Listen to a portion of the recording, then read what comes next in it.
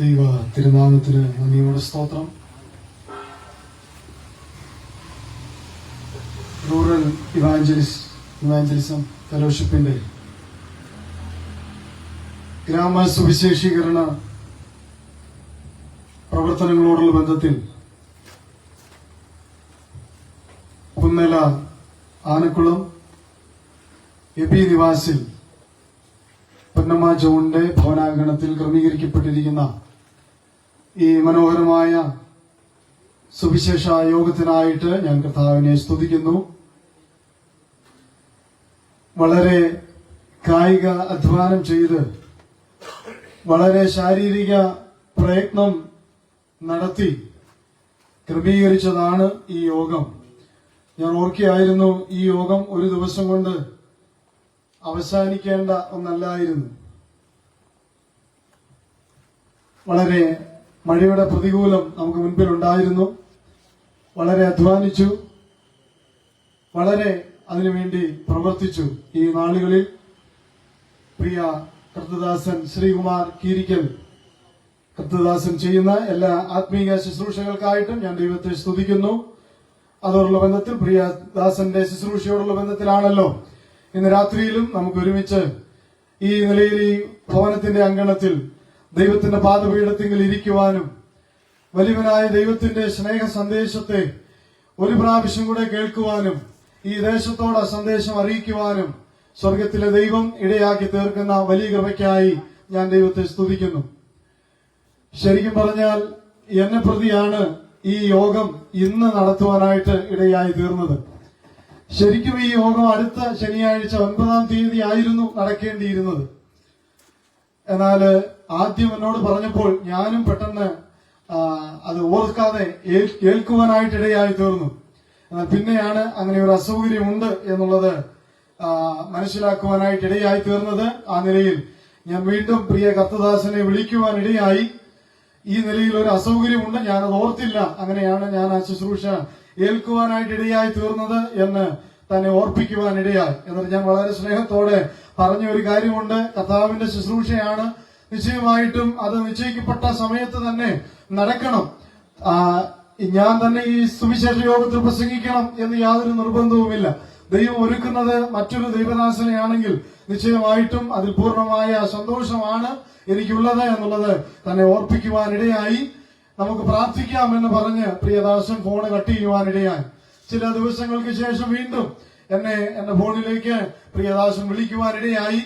ആളെ മാറ്റുന്നില്ല, തീയതി മാറ്റുവാനായിട്ടാണ് കർത്താവ് ആലോചന തന്നത് എന്ന് എന്നെ ഓർപ്പിക്കുവാൻ ഇടയായി. ഇന്ന് രാത്രി എളിയവനായ എന്നെ ഈ ശുശ്രൂഷയ്ക്ക് ഇവിടെ നിർത്തിയ വലിയവനായ ദൈവത്തെ ഞാൻ നന്ദിയോടെ ദൈവത്തെ സ്തുതിക്കുന്നു. ഞാനൊരു സുവിശേഷകനല്ല, എങ്കിലും കർത്താവ് തരുന്ന അവസരത്തിൽ കർത്താവ് തരുന്ന കൃപ പോലെ കർത്താവിന്റെ നാമത്തെ വിവിധ ഇടങ്ങളിൽ മഹത്വപ്പെടുത്തുവാൻ ഈ നാളുകളിൽ കർത്താവ് കൃപ നൽകിക്കൊണ്ടിരിക്കുന്നു. ആ നിലയിലാണ് ഇന്ന് നിങ്ങളുടെ മുൻപിലായിരിക്കുന്നത്. എന്നേക്കാൾ പ്രഗത്ഭരായ, എന്നേക്കാൾ പ്രസിദ്ധരായ, എന്നേക്കാൾ വചന പാണ്ഡിത്യമുള്ള, എന്നേക്കാൾ കഴിവുള്ളവരായ ധാരാളം സുവിശേഷകന്മാരൊക്കെ ഈ ദേശത്തുണ്ട്. എന്നെ കേൾക്കുന്ന പ്രിയപ്പെട്ടവരുടെ കൂട്ടത്തിലുണ്ട്. ഇന്ന് ഞാൻ ആരെക്കാളും ശ്രേഷ്ഠനായതുകൊണ്ടല്ല ഇവിടെ ആയിരിക്കുന്നത്. എന്നാൽ എന്നെ വിശ്വസ്തനും എണ്ണി ഈ ശുശ്രൂഷയ്ക്ക് എന്നെ നിർത്തിയ, എന്നെ ഏൽപ്പിച്ച വലിയവനായ ദൈവത്തെ ഞാൻ നന്ദിയോടെ സ്തുതിക്കുന്നു. മനോഹരമായ ഗാനങ്ങൾ ഇന്ന് രാത്രി ശ്രദ്ധിപ്പാൻ നമുക്കിടയായി. നാം നിശ്ചയമായും അതെല്ലാം ആസ്വദിച്ചുകൊണ്ടിരിക്കുകയായിരുന്നു. അല്പം താമസിച്ചാണ് നാം തുടങ്ങിയതെന്ന് വരികിലും നിർത്തുവാനായിട്ട് അധികം താമസം ഉണ്ടാകുകയില്ല.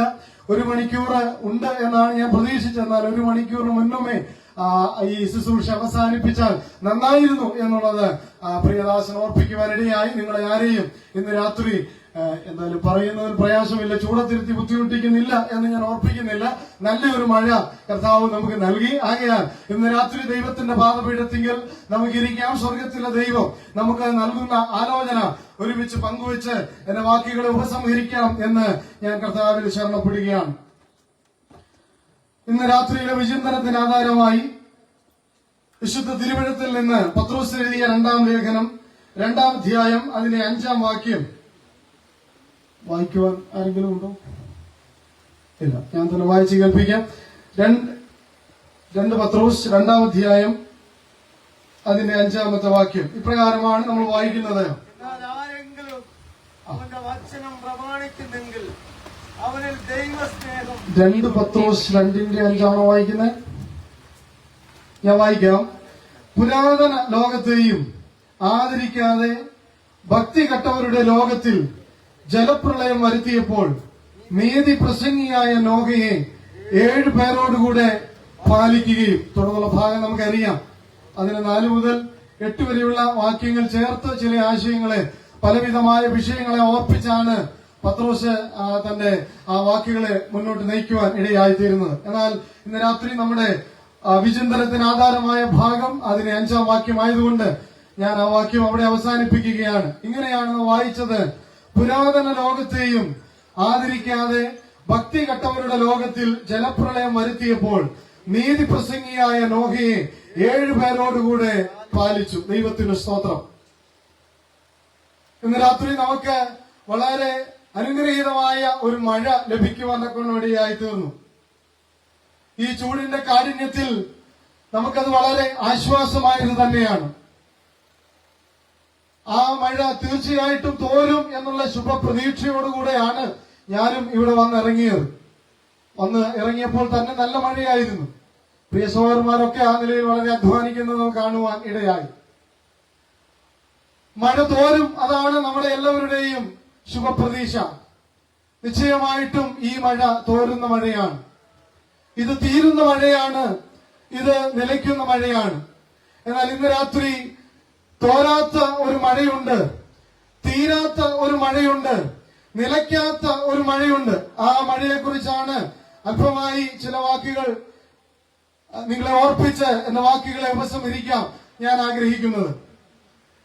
ഞാൻ എന്റെ വിഷയത്തിന് നൽകിയ പേര് ഇപ്രകാരമാണ്: നോഹയുടെ പ്രസംഗം.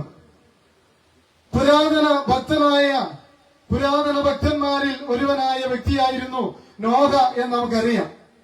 സകല മനുഷ്യരും അധാർമികമായി ജീവിക്കുവാൻ ഇടയായി തീർന്നപ്പോൾ, സകല മനുഷ്യരും തങ്ങളുടെ വഴി വഷളത്വമുള്ളതായി മാറ്റിയപ്പോൾ, സകല മനുഷ്യരും അനീതി കെട്ടവരായി ദൈവത്തിൽ നിന്ന് അകന്നു പോകുവാൻ ഇടയായി തീർന്നപ്പോൾ, ദൈവത്തോട് കൂടെ നടക്കുകയും ദൈവത്തിൽ നിന്ന് കൃപ പ്രാപിക്കുകയും ദൈവത്താൽ അനുഗ്രഹീതമായ പെട്ടകം ഉണ്ടാക്കുവാൻ തക്കവണ്ണം നിയോഗിക്കപ്പെട്ടവനായ അനുഗ്രഹീതനായ ഒരു പുരാതന ഭക്തനാണ് നോഹ എന്ന് പറയുന്നത്. നോഹ പ്രസംഗിച്ചതായിട്ട് ഉൽപ്പത്തിയുടെ പുസ്തകത്തിൽ ഉടനീളം പരിശോധിച്ചാൽ നമുക്ക് കാണുവാനായിട്ട് സാധിക്കുകയില്ല. വേദപുസ്തകം പരിചയമില്ലാത്ത ചിലരെങ്കിലും ഇന്ന് രാത്രി ഈ വാക്കുകളെ ശ്രദ്ധിക്കുന്നുണ്ട് എന്ന് ഞാൻ ചിന്തിക്കുകയാണ്. അങ്ങനെയെങ്കിൽ നിങ്ങൾ ഒരു പ്രാവശ്യമെങ്കിലും ഈ വിശുദ്ധ തിരുവെഴുത്ത് ഒന്ന് വായിച്ചു നോക്കണം. ദൈവത്തിന്റെ വചനം അത് എന്നേക്കും സ്ഥിരമായതാണ്, അത് മാലിന്യമില്ലാത്തതാണ്, അത് സ്വർഗത്തിൽ എന്നേക്കും സ്ഥിരമായിരിക്കുന്നതാണ്, അത് തേനിലും തേൻകട്ടയിലും മാധുര്യമുള്ളതാണ്, അത് മായമില്ലാത്ത കലർപ്പില്ലാത്ത പാലാണ്, അത് വെള്ളമാണ്, അത് പാറയെ തകർക്കുന്ന ചുറ്റികയാണ്. അങ്ങനെ തിരുവെഴുത്തിന്റെ വിവിധമായ വശങ്ങളെ നമുക്ക് കാണുവാനായിട്ട് സാധിക്കും. ഈ അനുഗ്രഹീതമായ വചനത്തിൽ ഉൽപ്പത്തി എന്ന പ്രാരംഭ പുസ്തകത്തിൽ ദൈവത്തിന്റെ ആത്മാവിനാൽ ആലേഖനം ചെയ്തിരിക്കുന്ന ഒരു വ്യക്തിയും ആ വ്യക്തിയുടെ ജീവചരിത്രവുമാണ് ഈ നോഹ എന്ന് പറയുന്ന വ്യക്തിയും ആ വ്യക്തിയെ ദൈവം ഉപയോഗിച്ചതുമായ വിഷയം എന്ന് പറയുന്നത്. അധികം മുഖവര ആ വിഷയത്തിൽ നൽകുവാൻ ഞാൻ ആഗ്രഹിക്കുന്നില്ല. എനിക്ക് നൽകപ്പെട്ടിരിക്കുന്ന സമയം എന്ന് പറയുന്നത് വളരെ പരിമിതമായതുകൊണ്ട് ഞാൻ ദൈവത്തിൽ നിന്ന് ആലോചന പ്രാപിച്ച ഈ വിഷയം പറഞ്ഞു തീർക്കുവാൻ ഒരുപക്ഷെ 1 മണിക്കൂറോ അരമണിക്കൂറോ പോരാ എന്ന് ഞാൻ ഒരുപക്ഷെ ചിന്തിക്കുകയാണ്. എന്നാൽ ഇന്ന് രാത്രിയിൽ വിശിഷ്ടാതിഥികളെ അല്ലെങ്കിൽ ഈ കേൾവിക്കാരെ മാനിക്കണം എന്നുള്ളത് കൊണ്ടും പ്രിയദാസൻ എന്നോട് പറഞ്ഞ വാക്ക് പാലിക്കണം എന്നുള്ളത് കൊണ്ടും വളരെ വേഗത്തിൽ തന്നെ കമ്പിവാചകം പോലെ ചില ആശയങ്ങൾ ഓർപ്പിച്ച് എന്റെ വാക്കുകളെ ചുരുക്കുവാൻ ഞാൻ കർത്താവിൽ ശരണപ്പെടുകയാണ്. ഈ ഉൽപ്പത്തിയുടെ പുസ്തകങ്ങളുടനീളം അല്ലെങ്കിൽ ഈ ഭാഗം രേഖപ്പെടുത്തിയിരിക്കുന്ന നോഹയുടെ ചരിത്ര ഭാഗങ്ങൾ രേഖപ്പെടുത്തിയിരിക്കുന്ന ആ വിഷയങ്ങളെ പഠിക്കുമ്പോൾ, ആ ഭാഗങ്ങളെ പഠിക്കുമ്പോൾ അവിടെ ഒരു ഭാഗത്ത് പോലും നോഹ പ്രസംഗിച്ചതായിട്ട് നമുക്ക് കാണുവാനായിട്ട് സാധിക്കുന്നില്ല. പിന്നെ നോഹ പ്രസംഗിച്ചു എന്ന് പറയുന്നത് ഈ പത്രോസ് അപ്പോസ്തലൻ ലേഖനം എഴുതിയപ്പോഴാണ്. നീതി പ്രസംഗിയായ നോഹ എന്ന് അദ്ദേഹത്തെ വിളിക്കുവാൻ ഇടയായി തീർന്നപ്പോഴാണ് വാസ്തവമായി ഈ നോഹ പെട്ടകം പണിയുക മാത്രമല്ല ഒരു മനോഹരമായ പ്രാസംഗികൻ കൂടെ ആയിരുന്നു എന്നുള്ള വിഷയം നമുക്ക് മനസ്സിലാക്കുവാൻ ഇടയായി തീരുന്നത്. ആ നോഹയുടെ പ്രസംഗം എന്ന് പറയുന്നത് നമുക്കറിയാം, അതൊരു പരസ്യയോഗമായിരുന്നു. ഇവിടെ ഈ മീറ്റിംഗ് കണ്ടക്ട് ചെയ്ത പ്രിയ കർത്തൃദാസൻ ശ്രീകുമാർ കീരിക്കൽ, അദ്ദേഹം ഒരു വളരെ പ്രസിദ്ധനായ ഒരു പരസ്യയോഗ വിദഗ്ധനാണ്. വളരെ നന്നായിട്ട് കർത്താവിന് വേണ്ടി പരസ്യ സ്ഥലങ്ങളിൽ നിന്ന് കർത്താവിനെ സാക്ഷീകരിക്കുവാൻ തനിക്ക് വളരെ കൃപ കർത്താവ് കൊടുത്തിട്ടുണ്ട്. ഞാൻ പറയട്ടെ പ്രിയപ്പെട്ടവരെ, ഈ നോഹയും സംസാരിച്ചത് ഇതുപോലെ ഒരു പുൽപ്പിറ്റും ഇതുപോലെ ചില ആൾക്കൂട്ടങ്ങളുടെ നടുവിലല്ല നോഹ പ്രസംഗിക്കുവാനായിട്ടിടയായി തീർന്നത്. നോഹയ്ക്ക് ലഭിച്ച ആ കാലയളവിൽ നോഹ തലങ്ങും വിലങ്ങും നടന്ന് ദൈവത്തിന്റെ സ്നേഹത്തെ തെരുവീതിയിലും വഴിയോരങ്ങളിൽ നിന്ന് ദൈവത്തിന്റെ സ്നേഹത്തെ, ദൈവത്തിന്റെ ന്യായവിധിയെ വിളിച്ചറിയിക്കുവാൻ തനിക്കിടയായിട്ട് തീർന്നു. അങ്ങനെയെങ്കിൽ ഞാൻ ഈ ഭാഗം പഠിച്ചപ്പോൾ ചിന്തിക്കുവാനായിട്ടിടയായി തീർന്നത്, എന്തായിരിക്കും നോഹ പ്രസംഗിച്ചുണ്ടായിരിക്കുക? എന്തായിരിക്കും നോഹയുടെ പ്രസംഗ വിഷയം? നമുക്കറിയാം, എല്ലാ പ്രസംഗങ്ങൾക്കും ഒരു വിഷയമുണ്ട്. എന്നാൽ എന്തായിരിക്കും നോഹ പ്രസംഗിച്ചിട്ടുണ്ടായിരിക്കുക? ആ വിഷയമാണ് ഞാനൊന്ന് പഠിക്കുവാൻ ഇടയായി തീർന്നത്. ഏകദേശം 120 വർഷത്തോളം ഈ നോഹ പ്രസംഗിച്ചു എന്നാണ് വേദപണ്ഡിതാക്കൾ ഒരു നിലയിൽ അതിന്റെ ഭാഗങ്ങളെയൊക്കെ വായിച്ചു മനസ്സിലാക്കി പറയുവാനൊക്കെ ഇടയായി തീരുന്നത്. അങ്ങനെയെങ്കിൽ ദീർഘദൂരമായ ഒരു കാലയളവ് ഈ കർത്താവിന് വേണ്ടി സംസാരിക്കുവാൻ, ദൈവത്തിന്റെ സ്നേഹത്തെ പങ്കുവയ്ക്കുവാൻ, ദൈവത്തിന്റെ ന്യായവിധിയെ അറിയിക്കുവാൻ ദൈവഭക്തനായ നോഹയ്ക്ക് ഇടയായി തീർന്നു. അങ്ങനെയെങ്കിൽ പ്രിയപ്പെട്ടവരെ, ഞാൻ ചിന്തിക്കുവാൻ, പഠിക്കുവാൻ ഇടയായി തീർന്നത്, നോഹ എന്താണ് പ്രസംഗിക്കുവാൻ ഇടയായി തീർന്നത്? ഇന്ന് രാത്രി നോഹയുടെ പ്രസംഗത്തിന്റെ ഒരു 5 കുറിപ്പുകൾ ഓർപ്പിച്ച് എന്റെ വാക്കുകൾ ഉപസംഹരിക്കാം എന്ന് ഞാൻ കർത്താവിൽ ശരണപ്പെടുകയാണ്. നമുക്ക് ഉൽപ്പത്തി പുസ്തകത്തിലേക്ക് കടന്നു വരാം. ഉൽപ്പത്തി പുസ്തകം 6-ാം അധ്യായത്തിലേക്ക് കടന്നു വരുമ്പോൾ അവിടെയാണ് നോഹയും നോഹയുടെ ചരിത്രവും നോഹ പെട്ടകം പണിത കാര്യങ്ങളും ഒക്കെ നമുക്ക് കാണുവാനായിട്ട് സാധിക്കുന്നത്.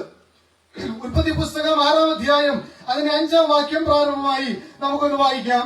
ഉൽപ്പത്തി പുസ്തകം 6-ാം അധ്യായം അതിന്റെ 5-ാം വാക്യം. ഭൂമിയിൽ മനുഷ്യന്റെ ദുഷ്ടത വലിയതെന്നും അവന്റെ ഹൃദയവിചാരങ്ങളുടെ നിരൂപണമൊക്കെയും എല്ലായ്പ്പോഴും ദോഷമുള്ളതത്രയെന്നും യഹോവ കണ്ടു. ദൈവത്തിന് സ്തോത്രം. ഇവിടെ യഹോവയായ ദൈവം ഭൂമിയിൽ നോക്കി കാണുന്ന ഒരു വിഷയത്തെ പറ്റിയാണ് അവിടെ രേഖപ്പെടുത്തിയിരിക്കുന്നത്. അവിടെ എങ്ങനെയാണ് നാം വായിക്കുന്നത്? ഭൂമിയിൽ മനുഷ്യന്റെ ദുഷ്ടത വലിയത്, അവന്റെ ഹൃദയ വിചാരങ്ങളുടെ നിരൂപണങ്ങൾ എല്ലായ്പ്പോഴും ദോഷമുള്ളതത്രേ എന്ന് യഹോവ കണ്ടു എന്ന് നാം വായിക്കുകയാണ്. അതിന്റെ 6-ാം അധ്യായം തന്നെ 11-12 വാക്യങ്ങൾ കൂടെ ഈ വിഷയത്തോടുള്ള ബന്ധത്തിൽ ചേർത്ത് വായിക്കാം. എന്നാൽ ഭൂമി ദൈവത്തിന് മുൻപാകെ വഷളായി, ഭൂമി അതിക്രമം കൊണ്ട് നിറഞ്ഞിരുന്നു. ദൈവം ഭൂമിയെ നോക്കി, അത് വഷളായി എന്ന് കണ്ടു. സകല ചെടും ഭൂമിയിൽ തന്റെ വഴി വഷളാക്കിയിരിക്കുന്നു. അപ്പോൾ ഞാൻ ആ വിഷയം പഠിച്ചപ്പോൾ ഇങ്ങനെയാണ് മനസ്സിലാക്കുവാൻ ഇടയായി തീർന്നത്. നോഹയുടെ പ്രസംഗത്തിന്റെ ആമുഖം എന്ന് പറയുന്നത് പാപം പെരുകിയ ഭൂമി എന്നുള്ളതാണ്, വഷളത്വം നിറഞ്ഞ ഭൂമി എന്നുള്ളതാണ്, അതിക്രമം നിറഞ്ഞ ഭൂമി എന്നുള്ളതാണ്, ദൈവത്തിൽ നിന്ന് അകന്നുപോയ ഭൂമി എന്നുള്ളതാണ്. ഇവിടെ 6-ാം വാക്യത്തിൽ നാം വായിക്കുകയാണ്, മനുഷ്യന്റെ ദുഷ്ടത വലിയതാണ്, അവന്റെ ഹൃദയ വിചാരങ്ങളുടെ നിരൂപണങ്ങൾ ദോഷമുള്ളതെന്നല്ല അവിടെ രേഖപ്പെടുത്തിയിരിക്കുന്നത്, മറിച്ച് എല്ലായ്പ്പോഴും ദോഷമുള്ളതാണ്. അപ്പോൾ വഷളത്വം നിറഞ്ഞ, ദുഷ്ടത നിറഞ്ഞ ഒരു ലോകം, ഹൃദയ വിചാരങ്ങളുടെ നിരൂപണങ്ങളൊക്കെയും എല്ലായ്പ്പോഴും ദോഷമായിരിക്കുന്ന ഒരു ജനത. 11-ാം വാക്യത്തിൽ നമ്മൾ വായിക്കുകയാണ്, ദൈവത്തിന്റെ മുൻപാകെ വഷളായിരിക്കുന്ന ഭൂമി, അതിക്രമം കൊണ്ട് നിറഞ്ഞിരിക്കുന്ന ഭൂമി, സകല ജഡവും തങ്ങളുടെ വഴി വഷളാക്കിയിരിക്കുകയാണ്. ദൈവത്തിന്റെ മുൻപാകെ വഴി വഷളാക്കിയിരിക്കുകയാണ്. പ്രിയപ്പെട്ടവരെ, ഇന്ന് എന്തിനാണ് ഈ വിഷയം ഇവിടെ സംസാരിക്കുവാനിടയായി തീരുന്നത്? വളരെ കാലിക പ്രസക്തിയുള്ള ഒരു വിഷയമാണ് നോഹയുടെ കാലഘട്ടം എന്ന് പറയുന്നത്. മത്തായിയുടെ സുവിശേഷം 24-ാം അധ്യായം അതിന്റെ 37-ാം വാക്യത്തിലേക്ക് നമ്മൾ കടന്നു വരുമ്പോൾ അവിടെ ദൈവത്തിന്റെ ആത്മാവ് രേഖപ്പെടുത്തിയിരിക്കുന്നത് മനുഷ്യപുത്രന്റെ വരവ് നോഹയുടെ കാലം പോലെ തന്നെയാകും എന്ന് വിശുദ്ധ തിരുവെഴുത്ത് അസന്നിഗ്ധമായി വിളിച്ചു പറയുകയാണ്. അങ്ങനെയെങ്കിൽ മനുഷ്യപുത്രന്റെ വരവിൽ ഈ ലോകത്തിൽ സംഭവിക്കുവാൻ സാധ്യതയുള്ള വിഷയങ്ങളാണ് നോഹയുടെ കാലത്ത് സംഭവിച്ചത് എന്ന് നമുക്ക് കാണുവാനായിട്ട് സാധിക്കും. നോഹയുടെ കാലത്ത് സംഭവിച്ചതൊക്കെ അക്ഷരം പ്രതി ഇന്നും നടന്നുകൊണ്ടിരിക്കുകയല്ലേ പ്രിയപ്പെട്ടവരെ? ദുഷ്ടതയുള്ള ഒരു ലോകത്തിലല്ലേ നമ്മൾ ജീവിക്കുന്നത്? വക്രതയുള്ള ഒരു ലോകത്തിലല്ലേ നമ്മൾ ജീവിക്കുന്നത്? വഷളത്വമുള്ള ഒരു ലോകത്തിലല്ലേ നമ്മൾ ജീവിക്കുന്നത്? അനീതിയുള്ള ഒരു ലോകത്തിലല്ലേ നമ്മൾ ജീവിക്കുന്നത്? പാപം നിറഞ്ഞ ഒരു ലോകത്തിലല്ലേ നമ്മൾ ജീവിക്കുന്നത്? ദൈവത്തിൽ നിന്ന് അകന്നുപോയ ഒരു ലോകത്തിലല്ലേ നമ്മൾ ജീവിക്കുന്നത്? സകല മനുഷ്യരും ദൈവത്തിന്റെ വഴി, മനുഷ്യരുടെ വഴി ദൈവത്തിന്റെ മുൻപാകെ വഷളാക്കി കളയുന്ന ഒരു ലോകത്തിലല്ലേ നമ്മൾ ജീവിക്കുന്നത്? മനുഷ്യന്റെ ഹൃദയ വിചാരങ്ങൾ, അവന്റെ ഹൃദയ നിരൂപണങ്ങൾ ദോഷമുള്ളതെന്ന് മാത്രമല്ല, ഇപ്പോഴും ദോഷമുള്ളതെന്നല്ലേ നമുക്ക് കാണുവാനായിട്ട് സാധിക്കുന്നത്. നിശ്ചയമായിട്ടും ഈ ലോകത്തിൽ ഇന്ന് നമുക്ക് കണ്ടുകൊണ്ടിരിക്കുന്ന വാർത്തകൾ, നമ്മുടെ പത്രമാധ്യമങ്ങൾ, നമ്മുടെ ദൃശ്യമാധ്യമങ്ങൾ, ഇന്റർനെറ്റ്, അങ്ങനെ ധാരാളം സൗകര്യങ്ങൾ നമുക്കുണ്ട്. നാം കാണുന്ന വാർത്തകൾ ഓരോ നിമിഷവും സോഷ്യൽ മീഡിയയിലൂടെയൊക്കെ നമ്മൾ വായിക്കുകയും കാണുകയും കേൾക്കുകയും ഒക്കെ ചെയ്യുന്ന ആ വിഷയം എന്ന് പറയുന്നത് ഇത്രമാത്രം ദോഷമുള്ള ഒരു തലമുറയുണ്ടോ? മനുഷ്യൻ എങ്ങനെയാണ് ഇങ്ങനെ ചെയ്യുവാനായിട്ട് സാധിക്കുന്നത്? മനുഷ്യനെ വെട്ടിക്കൊല്ലുകയാണ്, പച്ച മനുഷ്യനെ തല്ലിക്കൊല്ലുകയാണ്. മനുഷ്യനോട് സ്നേഹമില്ലാത്ത, ദൈവഭയമില്ലാത്ത, ദൈവത്തിൽ നകന്നുപോയ, പാപം പെരുകിയ, വഷളത്വമുള്ള ഒരു ലോകത്തിലല്ലേ നമ്മൾ ജീവിക്കുന്നത്? അങ്ങനെയെങ്കിൽ ഇങ്ങനെയൊന്ന് പറയട്ടെ, നോഹയുടെ കാലം പോലെ തന്നെ മനുഷ്യപുത്രന്റെ വരവും ആകും. അങ്ങനെയെങ്കിൽ ഇന്ന് രാത്രി മനുഷ്യപുത്രന്റെ വരവ് ആസന്നമായിരിക്കുന്ന ഒരു കാലഘട്ടത്തിലാണ് ഞാനും നിങ്ങൾ ജീവിക്കുന്നത്. സകലവിധ അധാർമികതയും, സകലവിധ മ്ലേച്ഛതകളും, സകലവിധ അനീതിയും, സകലവിധ ദോഷങ്ങളും നിറഞ്ഞ ഹൃദയ നിരൂപണങ്ങളെല്ലാം ഇപ്പോഴും ദോഷമുള്ള ഒരു ലോകത്തിലല്ലേ പ്രിയപ്പെട്ടവരെ നാം ജീവിക്കുന്നത്? കഴിഞ്ഞ ദിവസം തിരുവനന്തപുരത്തെ ഒരു വാർത്ത നമ്മൾ കേട്ടത്, മദ്യവെച്ചിട്ട് ഇറങ്ങിയ രണ്ടുപേരെന്ത് ചെയ്തു? പാവപ്പെട്ടവൻ പിടിച്ചു മാറ്റുവാനായിട്ട് ചെന്നതാ, അവനെ തല്ലിയങ്ങ് കൊല്ലുവാനിടയായി, അവന്റെ വാരിയെല്ലൊക്കെ തുളച്ച് ഹൃദയത്തിലേക്ക് കയറുവാനിടയായി തീർന്നു. അവനൊന്ന് മധ്യസ്ഥ പിടിക്കാനായിട്ട് പോയതാണ്, അവനെ തല്ലിക്കൊല്ലുവാനിടയായി തീർന്നു. ലഹരി മൂത്ത് ഈ മദ്യപാനത്തിന്റെ ആസക്തിയിൽ, അല്ലെങ്കിൽ ലോകത്തിന്റെ അധാർമികമായ പ്രവൃത്തികൾ ജീവിച്ച മനുഷ്യനോട് സ്നേഹമില്ലാത്തവനായി, മനുഷ്യനോട് കരുണയില്ലാത്തവനായിട്ടല്ലേ ജീവിക്കുന്നത്? ആറ്റിങ്ങലിൽ ഒരു ഗുണ്ടാ നേതാവിനെ പച്ചയ്ക്ക് പട്ടാപ്പകൽ വെട്ടിക്കൊല്ലുവാനിടയായി തീർന്ന ആ ചരിത്രം ഈ അങ്ങ് ഒറീസയിലല്ല, ഈ പച്ചമണ്ണിൽ കേരളത്തിലല്ലേ നടക്കുവാനിടയായി തീർന്നത്? ഇതൊക്കെ നമ്മുടെ കണ്ണിൻ മുൻപിലല്ലേ നടക്കുന്നത്? പ്രിയപ്പെട്ടവരെ, മനുഷ്യനെങ്ങനെയാണ് മനുഷ്യനെ കൊല്ലുവാനായിട്ട് സാധിക്കുന്നത്? കഴിഞ്ഞ ദിവസം ബാംഗ്ലൂരിൽ നിന്നൊരു വാർത്ത വന്നത്, തന്റെ അമ്മ, 75 വയസ്സുള്ള തന്റെ അമ്മ തന്റെ ജോലിക്ക് പ്രയാസമായി തീർന്നതുകൊണ്ട് അദ്ദേഹം എത്രയോ നിലയുള്ള ഒരു ഫ്ളാറ്റിന്റെ മുകളിലാണ് താമസിക്കുന്നത്. ജോലിക്ക് പോകുന്നതിന് തടസ്സമാണെന്ന് പറഞ്ഞ് 75 വയസ്സുള്ള തന്റെ മാതാവിനെ പൊക്കിയെടുത്ത് എന്ത് ചെയ്തു? താഴേക്കിടുവാനിടയായി തീർന്നു. മനുഷ്യനാണോ ഇത് ചെയ്യുന്നത്? വിവേകമുള്ള മനുഷ്യനാണോ? ബുദ്ധിയുള്ള മനുഷ്യനാണോ? പഠിത്തമുള്ള മനുഷ്യനാണോ? പ്രിയപ്പെട്ടവരെ, വിവര സാങ്കേതികമൊക്കെ വർദ്ധിച്ച ഒരു ലോകത്തിലല്ലേ നമ്മൾ ജീവിക്കുന്നത്? അതിന്റെ നടുവിലല്ലേ ഈ കാര്യങ്ങൾ നമ്മൾ കണ്ടുകൊണ്ടിരിക്കുന്നത്? കഴിഞ്ഞ ദിവസം നമ്മൾ കേട്ടത്, ഭർത്താവ് എന്ത് ചെയ്തു? ഭാര്യയെ കഴുത്ത് ഞെരിച്ചു കൊല്ലുവാനിടയായി തൃശ്ശൂരില്. തീർന്നില്ല, ആ തിരുവനന്തപുരത്ത് നമ്മൾ കേട്ടത്, ഭാര്യയെ സംശയിച്ച് മക്കളില്ലാത്തത് കൊണ്ടോ എന്നാണ് തോന്നുന്നു, എന്താ കാരണമെന്നറിയില്ല, അവളെ എന്ത് ചെയ്തു? അവളെ കുത്തിക്കൊല്ലുവാൻ, വെട്ടിക്കൊല്ലുവാൻ ഇടയായി തീർന്നു. പ്രിയപ്പെട്ടവരെ, ഈ വാർത്ത പറഞ്ഞാൽ തീരുകയില്ല, ഇത് വിവരിച്ചാൽ മതിയാകുകയില്ല. അനുനിമിഷവും അവന്റെ ഹൃദയ വിചാരങ്ങളുടെ നിരൂപണങ്ങളൊക്കെയും എല്ലായ്പ്പോഴും ദോഷമുള്ളതാണ്. ഇത് വല്ലപ്പോഴും ആണ്ടിലൊരിക്കലും നടക്കുന്ന കാര്യമല്ല പ്രിയപ്പെട്ടവരെ. ഒന്ന് കഴിഞ്ഞാൽ അടുത്തത്, അത് കഴിഞ്ഞാൽ മറ്റൊന്ന്, അത് കഴിഞ്ഞാൽ അതിന്റെ അടുത്തത്. ഇതിങ്ങനെ പോവുകയല്ലേ? നമ്മുടെ നാട്ടിലെ മാധ്യമ പ്രവർത്തകർക്കൊക്കെ നല്ല ചാകരയാണ്. മനുഷ്യനിങ്ങനെ പാപത്തിൽ ജീവിക്കുന്നത് കൊണ്ട്, മനുഷ്യനിങ്ങനെ ദോഷം ചെയ്യുന്നത് കൊണ്ട്, മനുഷ്യനിങ്ങനെ വഷളത്വം ചെയ്യുന്നത് കൊണ്ട്, മനുഷ്യനിങ്ങനെ സാൻമാർഗികമായി ജീവിക്കുന്നത് കൊണ്ട് അവർക്ക് നല്ല ചാകരയാ. വിഷയത്തിന് തേടി അങ്ങ് പോകണ്ട. ഒന്ന് തീർന്നതിന്റെ വാർത്ത അടിക്കുറിപ്പിടുന്നതിന് മുമ്പ് അടുത്തത് വരുവാനിടയാതെ ബിഗ് ബ്രേക്കിംഗ്. ഇതല്ലേ പ്രിയപ്പെട്ടവരെ നമ്മൾ കണ്ടുകൊണ്ടിരിക്കുന്നത്? ഞാൻ പറയട്ടെ പ്രിയപ്പെട്ടവരെ, വഷളത്വമുള്ള, ദോഷമുള്ള ഹൃദയ വിചാരങ്ങൾ, നിരൂപണം എല്ലായ്പ്പോഴും ദോഷമുള്ള, ദൈവത്തിൽ നകന്നുപോയ വല്ലാത്ത ഒരു തലമുറയുടെ നടുവിലാണ് ഞാൻ നിങ്ങൾ ജീവിക്കുന്നത്. നിശ്ചയമായും നോഹ പ്രസംഗിച്ചത് തന്നെയാണ്. വഷളത്വമുള്ള ലോകമേ, ദൈവത്തിൽ നകന്നുപോയ ലോകമേ, അനീതിയുള്ള ലോകമേ, പാപമുള്ള ലോകമേ, പാപം പെരുകിയ ഒരു ഭൂമിയിലാണ് ഞാൻ നിങ്ങൾ ജീവിക്കുന്നത്. വാക്യങ്ങൾ ധാരാളമുണ്ട്, എന്നാൽ ഞാൻ അതൊന്നും പറയുവാനായിട്ട് ആഗ്രഹിക്കുന്നില്ല. ഉൽപ്പത്തി പുസ്തകം 8-ാം അധ്യായം അതിന്റെ 21-ാം വാക്യം നമ്മൾ വായിക്കുന്നത് ഇങ്ങനെയാണ്. ഒന്ന് വായിക്കാമോ? ഉൽപ്പത്തി പുസ്തകം 8:21. യഹോവ സൗരഭ്യവാസനമെടുത്തപ്പോൾ യഹോവ തന്റെ ഹൃദയത്തിൽ അരുളി ചെയ്തത്, ഞാൻ മനുഷ്യന്റെ നിമിത്തം ഇനി ഭൂമിയെ ശപിക്കയില്ല.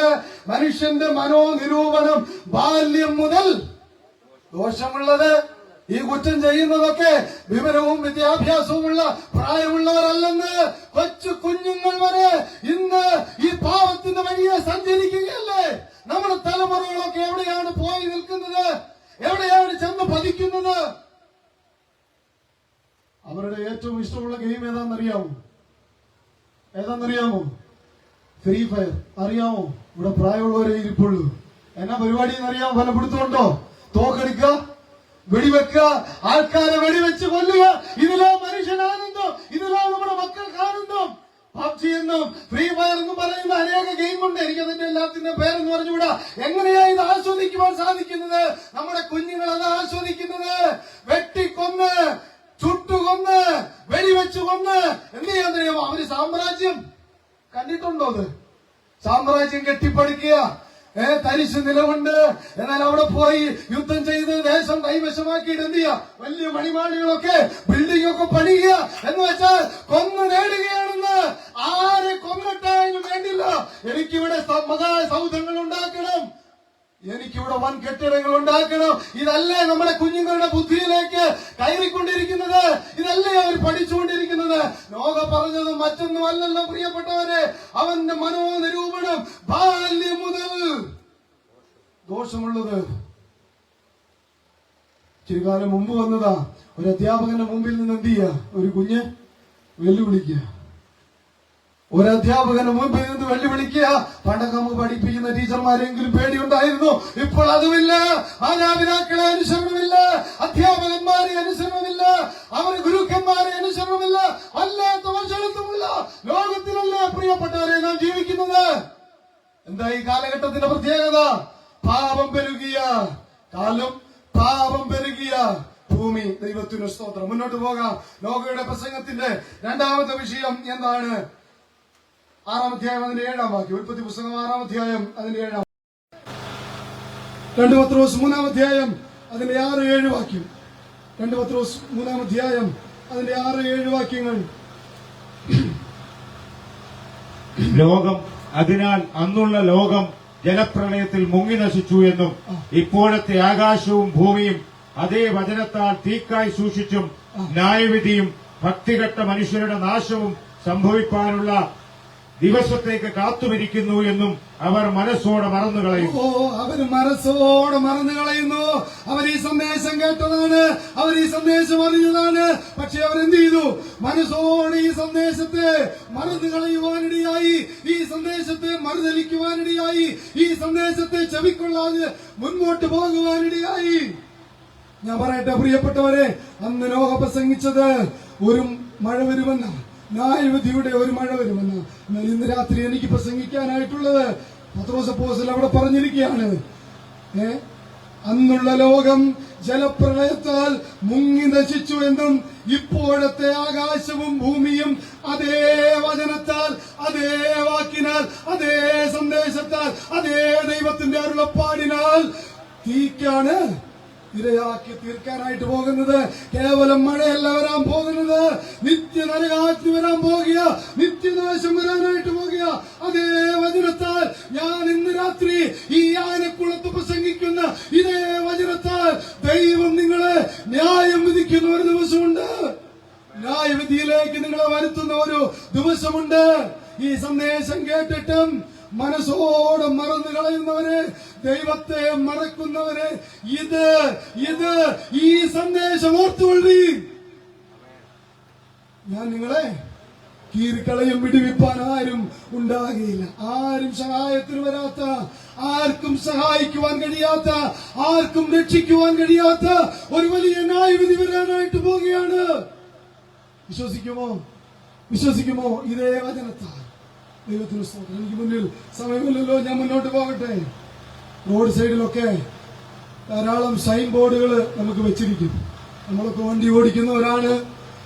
ഇവിടെ അമ്പുണ്ട്, അവിടെ വളവുണ്ട്, ഇവിടെ യൂ ടേൺ എടുക്കാൻ പാടില്ല, ഇന്നതായ കാര്യങ്ങളൊക്കെ ഇവിടെയുണ്ട്, അപായ സൂചനകളുണ്ട്, ഇത് അപകട മേഖലയാണ്, സൂക്ഷിച്ചു പോകണം, വർക്ക് നടക്കുന്നുണ്ട്, പതിയെ പോകണം. ധാരാളം സിംബലുകൾ, ധാരാളം മുന്നറിയിപ്പുകൾ നമുക്ക് മുൻപിൽ വെച്ചിട്ടുണ്ട്. മുന്നറിയിപ്പുകളെ അവഗണിക്കാതെ മുന്നോട്ട് പോയാൽ നിത്യനാശമായിരിക്കും ഫലം. പ്രിയപ്പെട്ടവരെ, ദൈവം ഈ വചനം അന്ന് ലോകമുഖാന്തരം ആ ദേശത്തോട് അരുളി ചെയ്യുവാനിടയായി. അവരെല്ലാവരും ദൈവത്തിന്റെ വചനം കേട്ടിട്ട് മനസ്സോടെ മറന്നു കളയുവാനിടയായി തീർന്നതുകൊണ്ട് അവർക്ക് ന്യായവിധി വന്നു. ന്യായവിധിയിലേക്ക് പോയവരാരും വചനം കേൾക്കാത്തവരല്ല കേട്ടോ. ലോകം പറ്റുന്നത് പോലെ എല്ലാവരോടും പറഞ്ഞു പറയാൻ പറ്റുന്ന 600 വയസ്സുള്ളപ്പോഴാ ഈ ജലപ്രളയം വന്നത്. ആ വന്യവയോധികൻ ആവുന്ന ഉച്ചത്തിൽ, ആവുന്ന ആരോഗ്യത്തിൽ വിളിച്ചു പറയുവാനിടയായി. ഒരു ന്യായവിധി വരുന്നുണ്ട്, ഒരു മഴ വരുന്നുണ്ട്, നിങ്ങൾ അതിൽ നിന്ന് രക്ഷിക്കപ്പെടണം. കേൾക്കാത്തവരല്ല നിത്യനാശത്തിലേക്ക് പോയത്. ദൈവത്തിന്റെ വചനം കേട്ടിട്ട് നിത്യമായ നരകാഗ്നിയിലേക്ക് പ്രിയപ്പെട്ടവരെ കൈവിടപ്പെട്ടു പോകാതെ ഇരിപ്പാൻ ഈ വചനം നിങ്ങൾ സ്വീകരിക്കണം. ഈ വചനത്തിന് ചെവി കൊടുക്കണം. ഈ വചനം നിങ്ങളെ രക്ഷിക്കുന്ന വചനമാണ്. ദൈവത്തിന് സ്തോത്രം. എന്റെ മുന്നിൽ സമയമില്ലല്ലോ, ഞാൻ മുന്നോട്ട് പോകട്ടെ. ഒരു കാര്യം കൂടെ പറഞ്ഞു പോകാം. മത്തായിയുടെ സുവിശേഷം 24-ാം അധ്യായം അതിന് 37 മുതൽ 39 വരെയുള്ള വാക്യങ്ങൾ നോക്കിക്കേ. മത്തായിയുടെ സുവിശേഷം 24-ാം അധ്യായം 37 മുതൽ 39 വരെ വളരെ വേഗം വായിക്കാമോ?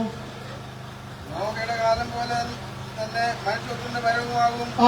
ജലപ്രളയത്തിന് മുൻപുള്ള കാലത്ത് ലോക പെട്ടകത്തിൽ കയറിയ നാൾ വരെ അവർ തിന്നും കുടിച്ചും വിവാഹം കഴിച്ചും വിവാഹത്തിന് കൊടുത്തും പോന്നു. ജലപ്രളയം വന്ന് എല്ലാവരെയും നീക്കിക്കളയോളം അവരറിഞ്ഞില്ല. ജലപ്രളയം വന്ന് അവരെ നീക്കിക്കളഞ്ഞതുവരെ അവർ അറിഞ്ഞില്ലെന്ന് ഉള്ളതാണോ ഈ പറയുന്നത്? അറിഞ്ഞില്ലയോ? അറിഞ്ഞില്ല പ്രിയപ്പെട്ടവരെ. അറിയേണ്ടതുപോലെ അറിഞ്ഞില്ല. അതാ അവിടുത്തെ വിഷയം. അവരറിഞ്ഞില്ല എന്നല്ല, അറിയേണ്ടതുപോലെ ദൈവത്തിന്റെ വചനം അറിഞ്ഞില്ല. ഗ്രഹിക്കേണ്ടതുപോലെ ഗ്രഹിച്ചില്ല. കേട്ടു പറയുന്നത് കേട്ടോ എന്ന് ചോദിച്ചു കഴിഞ്ഞാൽ കേട്ടു. ചെയ്തോ എന്ന് ചോദിക്കുന്നിടത്ത അതിന്റെ ശരിക്കും കേട്ടോ എന്ന് ചോദിക്കുന്നത് നീ അത് ചെയ്തോന്നാ, അത് മനസ്സിലാക്കിയോന്നാ, അത് ഉൾക്കൊണ്ടോന്നാ, അത് പ്രമാണിച്ചോന്നാ. കേട്ടു. ഏത് കൊണ്ട് കേട്ടു? ഈ ചെവി കൊണ്ട് കേട്ടിട്ട് ഈ ചെവി കൊണ്ട് കളഞ്ഞു. അവരറിഞ്ഞില്ലെന്ന് എന്ന് വെച്ചാൽ അവർ ദൈവത്തിന്റെ വചനം തിരിച്ചറിഞ്ഞില്ല, ദൈവത്തിന്റെ വചനം മനസ്സിലാക്കിയില്ല. അവർ തിന്നും കുടിച്ചും വിറ്റും നട്ടും പണിതും വിവാഹത്തിന് കൊടുത്തും വിവാഹം കഴിച്ചും പോന്നെന്ന്. ഇതെല്ലാം നമുക്ക് ആവശ്യമാ, ഇതെല്ലാം വളരെ അത്യാവശ്യമാ. അത് ചെയ്യേണ്ടതെന്നൊന്നും ആരും പറഞ്ഞില്ല. എന്നാൽ ഇവിടെ ന്യായമെന്ന് തോന്നിയതൊക്കെ ചെയ്തിട്ടും ഏറ്റവും ആവശ്യമുള്ളതായിരിക്കുന്ന രക്ഷ കരഗതമാക്കാൻ കഴിയാതെ പോയാൽ ഒരു മനുഷ്യൻ സർവ്വലോകവും നേടിയിട്ടും തന്റെ ആത്മാവിനെ നഷ്ടമാക്കിയാൽ അവനെന്ത് പ്രയോജനം? പ്രിയപ്പെട്ടവരെ, വിൽക്കണം, നടണം, വിവാഹം കൊടുക്കണം, വിവാഹം കഴിക്കണം, വല്ലതും കഴിക്കണം, ശരിയാ, എല്ലാം ചെയ്യണം, തിന്നണം, കുടിക്കണം. എന്നാൽ അത് മാത്രമല്ല പ്രിയപ്പെട്ടവരെ, നിങ്ങളുടെ ഹൃദയം ഭക്ഷണത്താലും മദ്യപാനത്താലും ഉപജീവന ചിന്തകളാലും ഭാരപ്പെട്ടിട്ട് ആ ദിവസം നിങ്ങൾക്ക് പെട്ടെന്ന് കെണി പോലെ വരാതിരിപ്പാൻ സൂക്ഷിച്ചു കൊള്ളുവീൻ. ഇതെല്ലാം വേണമെന്ന്, പക്ഷേ അത്യാവശ്യം വേണ്ടുന്ന ഒരു കാര്യമുണ്ട്. നമുക്കൊരാത്മാവുണ്ട്. ആ ആത്മാവിനൊരു രക്ഷ വേണം. ആ രക്ഷ ഒരുക്കിയ ഒരു ദൈവമുണ്ട്. ആ ദൈവത്തിന്റെ അടുക്കലേക്ക് കടന്നു വരുവാൻ ഇടയായിട്ട് തീരണം. പാപത്തെ ശിക്ഷിക്കുന്ന ഒരു ദൈവമുണ്ട്. നോഹയുടെ പ്രസംഗത്തിന്റെ മൂന്നാമത്തെ വിഷയം, അടുത്ത വിഷയം 6:14 ഉൽപ്പത്തി പുസ്തകം 6-ാം അധ്യായം അതിന് 14-ാം വാക്യം.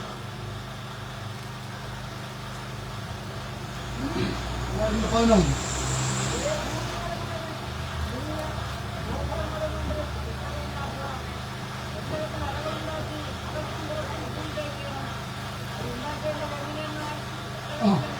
മതി കേട്ടോ, ഞാൻ ഒരിക്കൽ കൂടെ മൈക്കിലൂടെ ഉറക്കെ വായിക്കട്ടെ. 14-ാം വാക്യം. നീ ഗോഫർ മരം കൊണ്ടൊരു പെട്ടകം ഉണ്ടാക്കുക, അതിനറകളുണ്ടാക്കി അകത്തും പുറത്തും കീൽ തേക്കണം. പ്രിയപ്പെട്ടവരെ, നോഹയുടെ പ്രസംഗത്തിന്റെ മൂന്നാമത്തെ വിഷയം രക്ഷയ്ക്കൊരു മാർഗമുണ്ട്, രക്ഷയ്ക്കൊരു പെട്ടകമുണ്ട്. ഇവിടെ ഒരു രക്ഷാമാർഗമുണ്ട്. അതാ ലോകം മൂന്നാമത് പറഞ്ഞത്. പ്രിയപ്പെട്ടവരെ, ഒരു രക്ഷാമാർഗമുണ്ട്. പാപം പെരുകിയ ഭൂമിയെ ദൈവം നിന്നെ ന്യായം വിധിക്കും. ദൈവം നിന്നോട് പറയാതെ നിന്നെ ന്യായം വിധിക്കില്ല. എന്നാൽ നിന്നെ ന്യായം വിധിക്കുന്നതിന് മുൻപ് നിനക്ക് രക്ഷപ്പെടുവാൻ ഒരു വഴി കൂടി അവൻ ഒരുക്കി വെച്ചിട്ടുണ്ട്.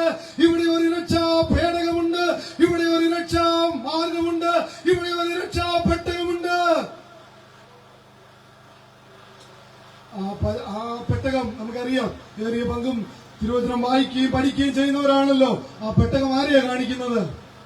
കർത്താവായ യേശു ക്രിസ്തുവിനെയാണ്. ഇന്ന് രാത്രി പറയട്ടെ പ്രിയപ്പെട്ടവരെ, ആ പെട്ടകം യേശു ക്രിസ്തുവാണ്. ആ പെട്ടകം യേശു ക്രിസ്തുവാണ്. രക്ഷ പ്രാപിക്കുവാൻ യേശു ക്രിസ്തു എന്ന ഏക വഴിയല്ലാതെ മറ്റൊരു വഴിയില്ല. ഏത് മരം കൊണ്ടാ പെട്ടകം ഉണ്ടാക്കി? ഗോഫർ മരം. ഞാനിങ്ങനെ ഒന്ന് പറയട്ടെ, പെട്ടകമുണ്ടാക്കിയ ഗോഫർ മരം യേശു ക്രിസ്തുവാണ്. പെട്ടകം യേശു ക്രിസ്തുവാണ്. പെട്ടകമുണ്ടാക്കിയ ഗോഫർ മരവും യേശു ക്രിസ്തുവാണ്. എങ്ങനെ അറിയാം? ആ മരം എന്ത് ചെയ്തു? ആ മരം എന്ത് ചെയ്തു? വെട്ടപ്പെടുവാനായിട്ടിടയായി തീർന്നു. ആ മരം വെട്ടപ്പെടുവാനിടയായി തീർന്നു. അവൻ കാൽവരിയിൽ പുത്രനെ വെട്ടുവാനിടയായി. ഓ സ്തോത്രം, ഇടയനെ വെട്ടുവാനിടയായി. ഗോഫർ മരമേ, നീ ഉയരത്തിൽ അങ്ങനെ ഇരുന്നാൽ പോരായിരുന്നു. സ്വർഗത്തിലെ ദൈവം തന്റെ മനോഹര രൂപിയായ തന്റെ മടിയിൽ വരുന്ന ഏകജാതനായ പുത്രനെ എനിക്കും നിങ്ങൾക്കും വേണ്ടി രക്ഷാകരമായ പെട്ടകമൊരുക്കുവാൻ അവൻ തന്റെ പുത്രനെ മൂടോടെ വെട്ടുവാനിടയായി, അടിചേർത്ത് വെട്ടുവാനിടയായി. അവൻ തന്നെ താൻ ഒഴിച്ചു. ദൈവം നമുക്ക് വേണ്ടി തന്റെ ഏകജാതനായ പുത്രനെ ഏൽപ്പിച്ചു തരുവാനിടയായി.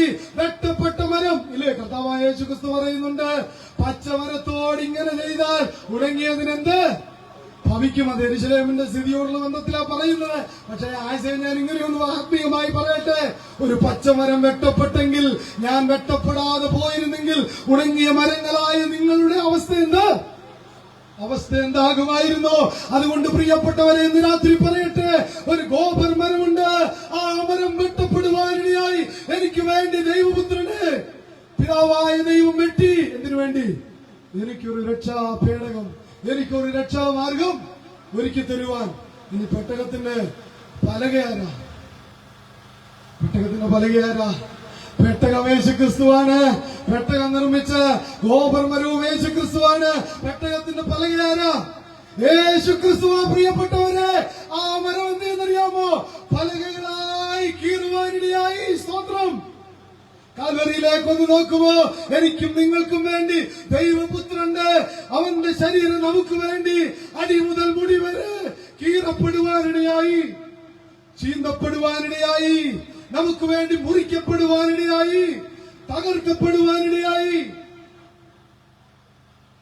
അവൻ മൂടോടെ വെട്ടിയെന്ന് മാത്രമല്ല, അതിനെ പലകകളായി കീറി.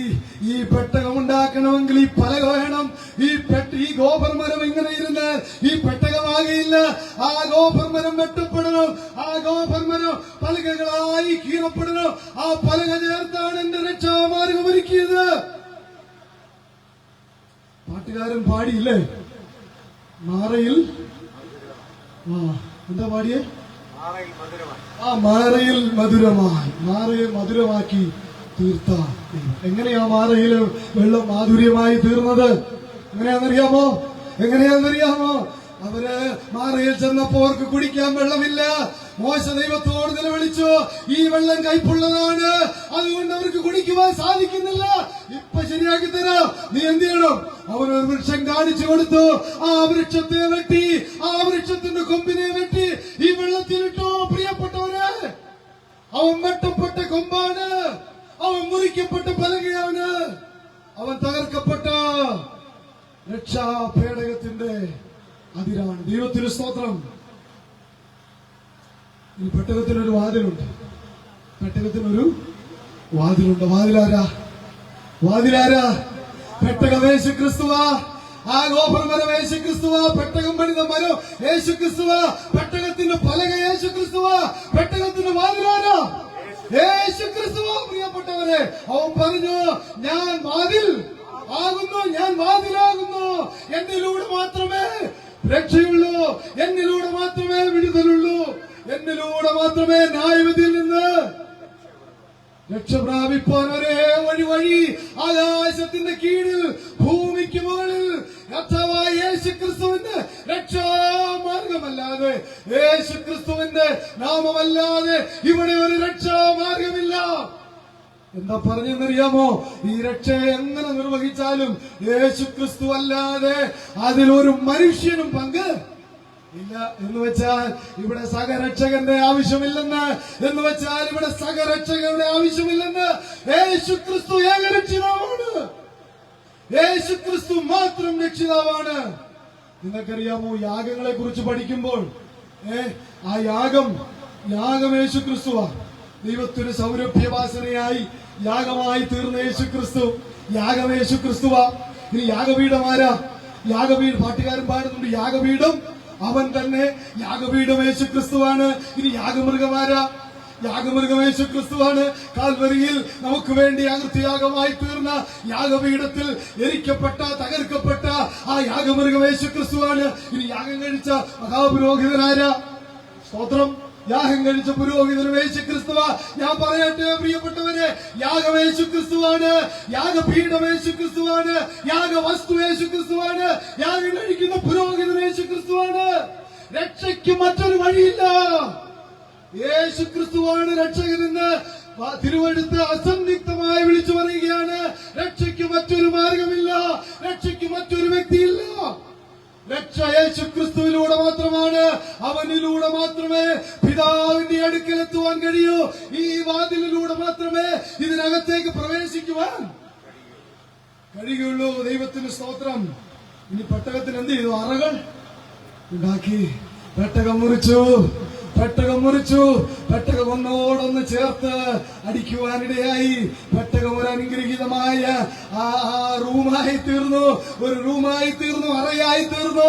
പ്രിയപ്പെട്ടവരെ പറയട്ടെ, യേശു ക്രിസ്തു എന്ന തന്റെ പൊന്നോമന കുമാരനെ തകർത്ത് എനിക്കും നിങ്ങൾക്കും സ്വർഗത്തിൽ ഒരു ഇടം തരുവാനിടയായി, എനിക്കും നിങ്ങൾക്കും ദൈവസന്നിധിയിൽ പ്രവേശനം തരുവാനിടയായി നമുക്കൊരറയൊരുക്കിയ ഇടമാണ് കാൽവരി ക്രൂശ്. ആ പലക ചേർത്തടിക്കുകയായിരുന്നു, ഒന്നോടൊന്ന് ചേർത്ത് വയ്ക്കുകയായിരുന്നു. അവന്റെ അസ്ഥികളെല്ലാം ബന്ധം വിട്ടു. പ്രിയപ്പെട്ടവരെ, അവൻ തകർക്കപ്പെട്ടത് എനിക്ക് വേണ്ടിയാണ്. ആനക്കുളമേ, നിങ്ങൾക്ക് വേണ്ടിയാണ്. നിങ്ങൾക്കൊരു സ്ഥലമൊരുക്കുവാനായിട്ടാണ്, നിങ്ങളെ രക്ഷിക്കുവാനായിട്ടാണ്, നിങ്ങൾക്കൊരു രക്ഷാമാർഗം ഒരുക്കുവാനായിട്ടാണ്. ഇനി ന്യായവിധി കണ്ടതാരാന്നറിയാമോ? ന്യായവിധി കണ്ടതാരാ? ന്യായവിധി കണ്ടത് പെട്ടകമാണ്. ന്യായവിധി കണ്ടത് പെട്ടകമാണെന്ന് മനസ്സിലായോ? അതിനകത്ത് കയറി ആരെങ്കിലും ന്യായവിധി കണ്ടോ? ഇല്ല, ന്യായവിധി കണ്ടില്ല. ന്യായവിധി കണ്ടത് മുഴുവൻ പെട്ടകമാണ്. പെട്ടകമാരാ? യേശു ക്രിസ്തുവാണ്. യേശു ക്രിസ്തുവിനെ നിത്യ ന്യായവിധിയിലേക്ക്, നിത്യ നരകാഗ്നിയുടെ വേദനയിലേക്ക് തള്ളിവിട്ടാണ് എനിക്കും നിങ്ങൾക്കും രക്ഷാകരമായ മാർഗം. സ്തോത്രം. ദൈവജനമേ, സന്തോഷമില്ലേ? നമ്മൾ ഒരു തുള്ളി പോലും, നോഹ ഒരു തുള്ളി പോലും ന്യായവിധിയുടെ വെള്ളം വായിക്കണം. 8-ാം അധ്യായം അതിന്റെ 13-ാം വാക്യം നോക്കിക്കാം.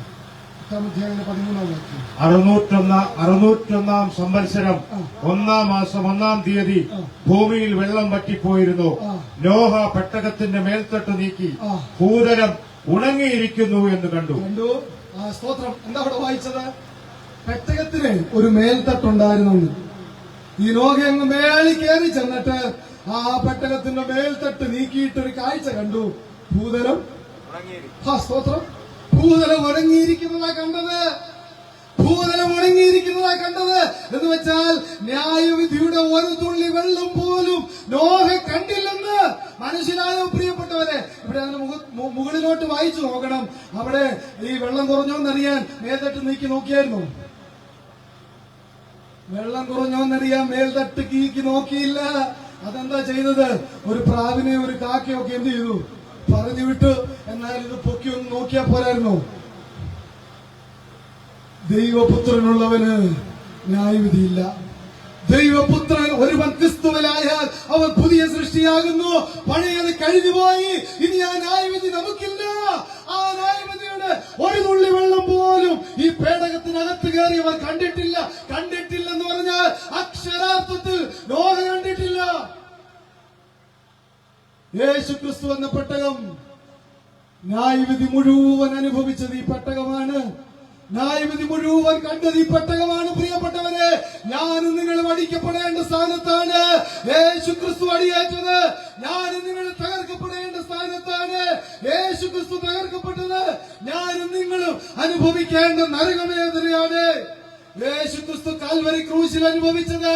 ന്യായവിധിയിൽ നിന്ന് നാം രക്ഷിക്കപ്പെടുവാൻ തന്റെ ഏകജാതനായ പുത്രനിൽ വിശ്വസിക്കുന്ന ഏവനും നശിച്ചു പോകാതെ നിത്യജീവൻ സ്തോത്രം അവകാശമാക്കേണ്ടതിന് സ്തോത്രം ന്യായവിധി ഒട്ടും കാണാതിരിക്കുവാൻ ദൈവപുത്രനെ ക്രൂശിലേക്ക് വലിയവനായ ദൈവം കയറ്റുവാനിടയായി.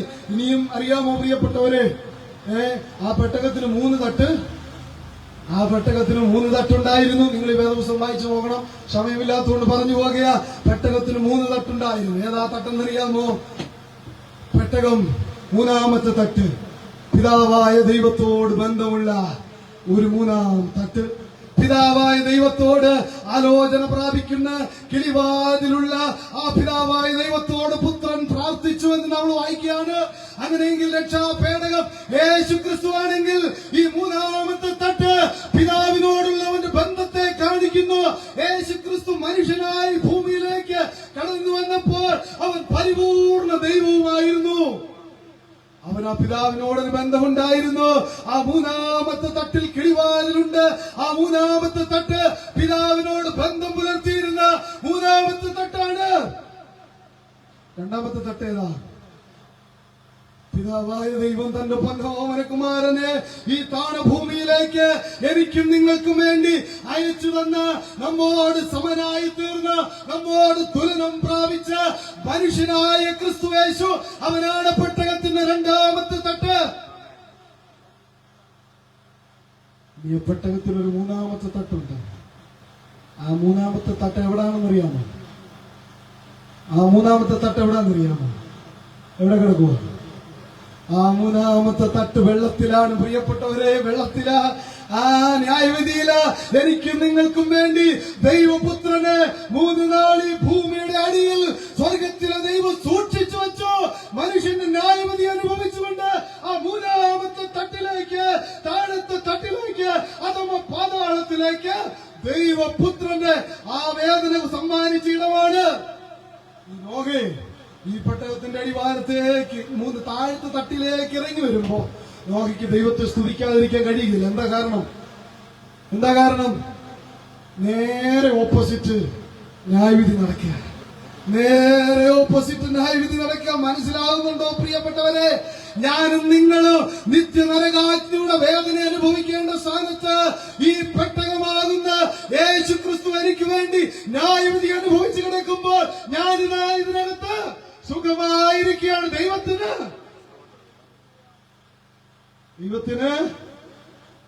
ദൈവത്തിന് സ്തോത്രം. കടന്നേ മതിയാകുള്ളൂ. സമയമില്ല, ഞാൻ മുന്നോട്ട് പോവുകയാണ്.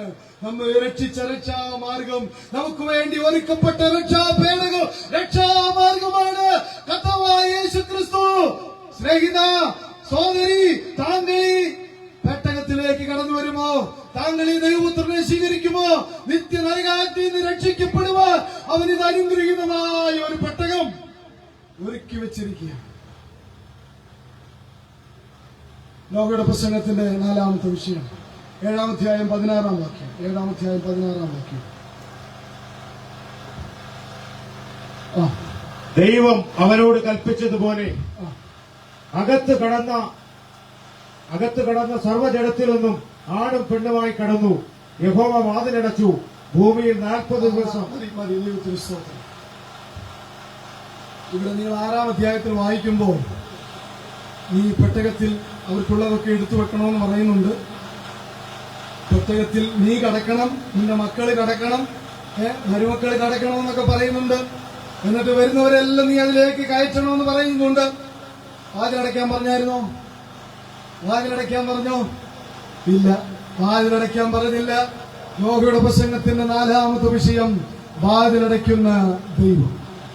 നോഹയ്ക്ക് മനസ്സിലായി, എന്നോട് ഈ പെട്ടകം പണിയാൻ പറഞ്ഞു, എന്നോട് ഈ പെട്ടകത്തിന്റെ തട്ട് തിരിക്കാൻ പറഞ്ഞു, എന്നോട് ഈ പെട്ടകത്തിന് വാതിൽ വെക്കാൻ പറഞ്ഞു, എന്നോട് ഈ പെട്ടകത്തിന് കിളിവാതിൽ വെക്കാൻ പറഞ്ഞു, എന്നോട് ഈ പെട്ടകത്തിൽ വേണ്ടതെല്ലാം എടുത്ത് സംഗ്രഹിക്കാൻ പറഞ്ഞു, എന്നോട് ഈ പെട്ടകത്തിൽ കയറാൻ പറഞ്ഞു, എന്നോട് ഈ പെട്ടകത്തിൽ കയറ്റാൻ പറഞ്ഞു, വാതിലടയ്ക്കാൻ പറഞ്ഞില്ല.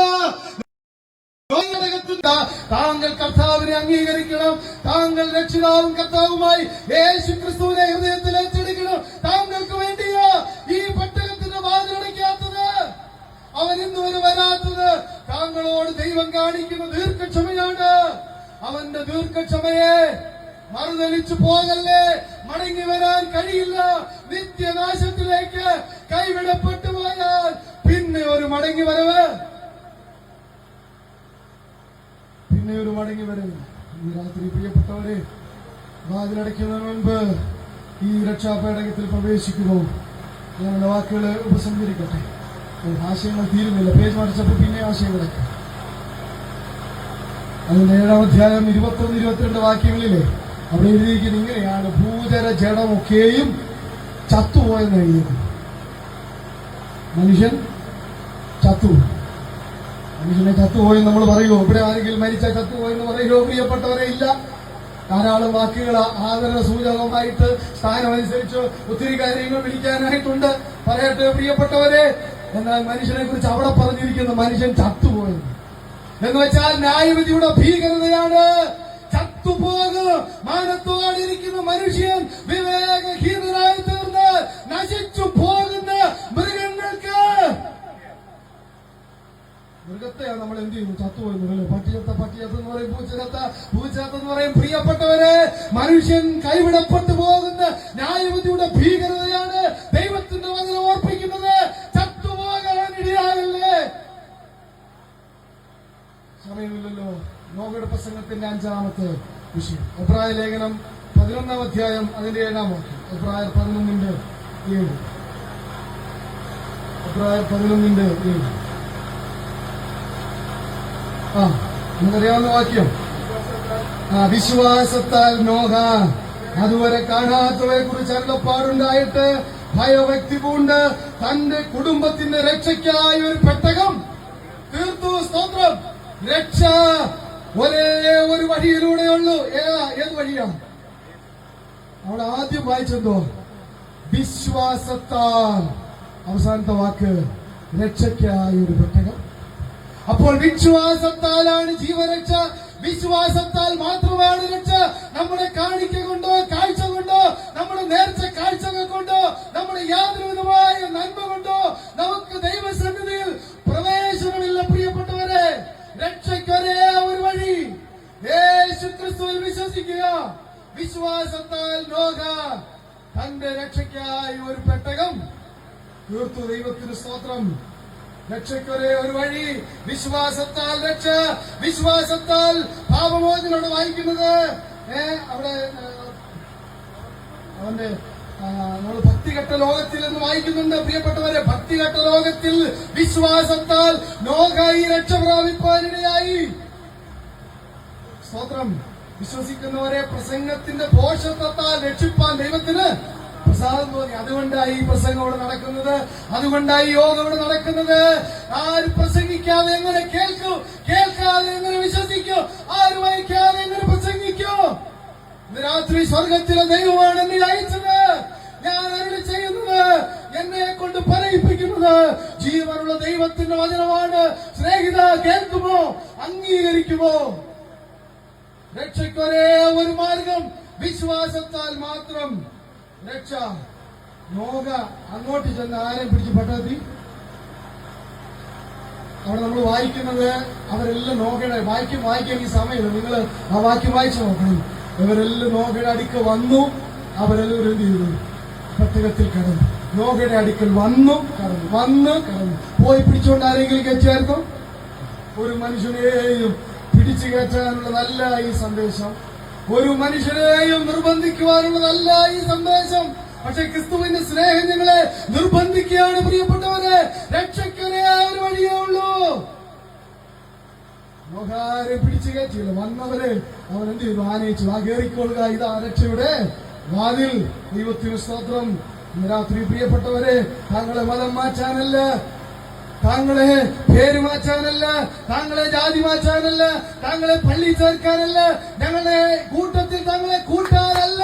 അങ്ങനെ ചിന്തിക്കല്ലേ. ഈ സുവിശേഷം കേൾക്കുമ്പോൾ ആൾക്കാർ വിചാരിക്കുന്നത് ഇത് ആളെ കൂട്ടാനുള്ള, ആളെ പിടിക്കാനുള്ള മാർഗമാണെന്ന്. അല്ലേ, അല്ല പ്രിയപ്പെട്ടവരെ. ഇത് പറയാതിരിക്കുവാൻ നിർവാഹമില്ല. വിശ്വസിച്ചാൽ രക്ഷ, വിശ്വസിച്ചില്ലെങ്കിൽ നിത്യനാശം. പെട്ടകത്തിൽ കടന്നാൽ ജീവരക്ഷ എന്നൊരു വാക്കോടെ വായിക്കാൻ നമുക്ക് സമയമില്ല. ജീവരക്ഷ, പെട്ടകത്തിൽ കടന്ന് ലഭിക്കുന്നത് ജീവരക്ഷയാണ്, ജീവന്റെ രക്ഷയാണ്, ഇത് ആത്മാവിന്റെ രക്ഷയാണ്, ഇത് പാപമോചനം നൽകുന്ന വഴിയാണ്. കേവലം ചില ജീവിതത്തിൽ നന്മകൾ നൽകുന്ന വഴിയല്ല ഇത്. ഞങ്ങളുടെ കൂടെ വന്ന കാറ് കിട്ടും, വീട് കിട്ടും, സമ്പത്ത് കിട്ടും. ഇവിടെ അതൊന്നുമില്ല കേട്ടോ. ഇതൊക്കെ പറയുന്നവരെല്ലാം ദുരുപദേഷ്ടാക്കന്മാരാണ്. ഞങ്ങളുടെ കൂടെ വന്ന കിട്ടുന്ന ഒരു കാര്യമുണ്ട്, ജീവരക്ഷ കിട്ടും. ജീവരക്ഷ കിട്ടും. ജീവരക്ഷ വേണോ? ആത്മവന്ന വേണോ? പാപമോചനം വേണോ? പരദീസ വേണോ? ഈ പെട്ടകത്തിന്റെ അടുക്കലേക്ക് കടന്നു. പെട്ടകത്തിൽ കടക്കാതെ രക്ഷയില്ല. പെട്ടകത്തിൽ കടക്കാതെ രക്ഷയില്ല. പെട്ടകത്തെ കുറിച്ച് അറിവുണ്ട്, പെട്ടകത്തിന്റെ അടുത്ത് നിൽക്കുന്നുണ്ട്, പെട്ടകത്തെ കുറിച്ച് നല്ല പാട്ടൊക്കെ പാടുന്നുണ്ട്, പെട്ടകത്തെ ഒന്ന് വലം വയ്ക്കുന്നുണ്ട്, പെട്ടകത്തോട് ചേർന്ന് നിന്നൊരു സെൽഫിയൊക്കെ എടുക്കുന്നുണ്ട്, പെട്ടകത്തെ ചുറ്റി ഇവിടെ ധാരാളം കാര്യങ്ങൾ നടക്കുന്നുണ്ട്. പെട്ടകത്തിന് പുറത്തു നിന്നുള്ള യാതൊരു അഭ്യാസവും നിത്യതയിലെത്തിക്കില്ല. പെട്ടകത്തിൽ കടക്കണം, പെട്ടകത്തിൽ കടന്നേ മതിയാകുള്ളൂ.